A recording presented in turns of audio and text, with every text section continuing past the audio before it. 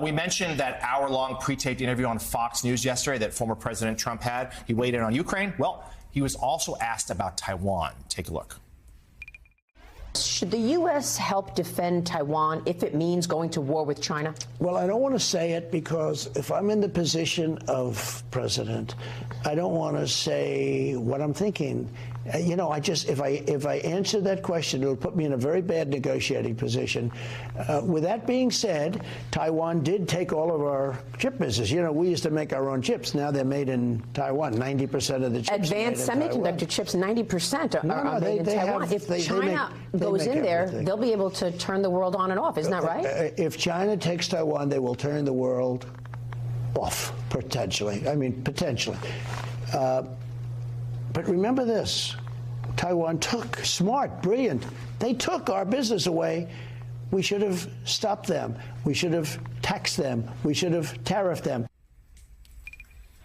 So, Richard, what do you think? I mean, this is the president talking a very dangerous game here with Taiwan, and akin to how we mentioned a little earlier how Vladimir Putin might be watching the 2024 election to take his cues as to what to do next. Well, maybe Xi Jinping will as well. No, you're exactly right. I think both presidents, Putin and Xi, are going to wait and see what things look like come January 2025. The first half of what the former president said was actually consistent with U.S. policy.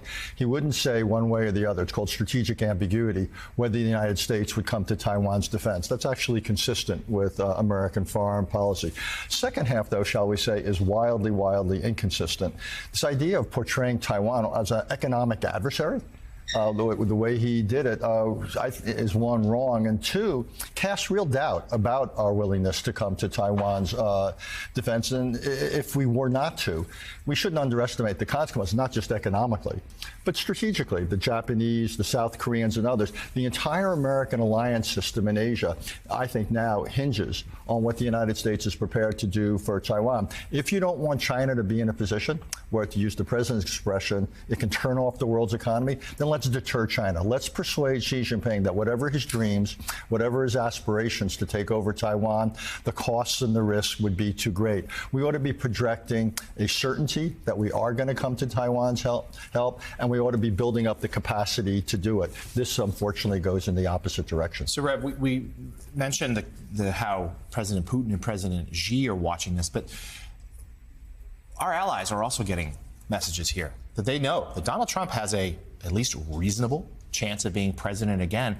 And it seems like every time he opens his mouth on issues of foreign policy, foreign capital, some of our staunchest allies have to wonder if America will be there for them again were Trump to return to office. Which is the kind of trepidation a lot of them have said, is that we don't want to go all in until we see where the future is. You have to remember, for this wannabe president again, to give the signal that the United States would not be committed to Taiwan.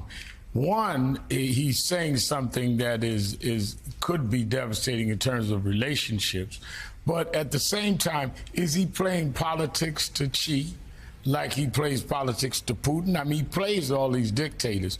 Let's not forget when we saw the attempted mutiny with Putin just 3 weeks ago, it was also uncovered that this group led by his former chef tried to, in many ways, influence the election and support Trump in the first place. Yep. We're looking at the front page of today's New York Times talking about if Trump gets back in, he wants these vast powers. So vast powers, if he gets back in, play to Xi, play to Putin. I mean, this is very threatening not only to our allies, but to our citizens. You know, President Biden has had some struggle sticking to the official policy of strategic ambiguity on Taiwan, too. He said several times, made it very clear that under his watch, the United States would come to the defense of Taiwan. But, Ali, I wonder what you're hearing on Capitol Hill. We've talked earlier in this hour about the divisions among Republicans on aid to Ukraine. Where does the Hill stand on this debate over what the U.S. would do if China moved against Taiwan? Yeah, I think this is one of those conversations that we're rightly having as inextricably linked with the conversation around Ukraine and Russia, especially as we watch the ways that the Chinese are both observing that situation and potentially engaging with it.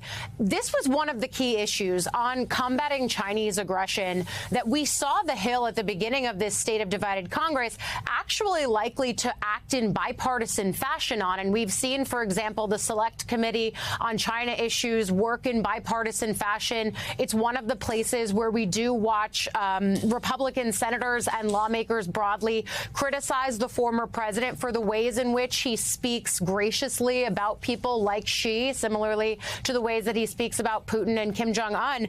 I do think I was struck there, too, by the way that, folks in the Commerce Department probably had their ears perk up as Trump is talking positively about the need to recalibrate the way that chips are made. Certainly that's something that Congress acted on in the early phases of the Biden administration in the first year. That was a big win for them. And so certainly that's one of the things that they're trying to tout here, even on the world stage. I know that people don't exactly connect hard politics with chips politics, but that's something that the White House and the Commerce Department are trying to show as they, again, tout Bidenomics and take that show on the road. Trying to factor it into the geopolitical landscape, too, I think is going to be an interesting thing on if they can do it. Coming up.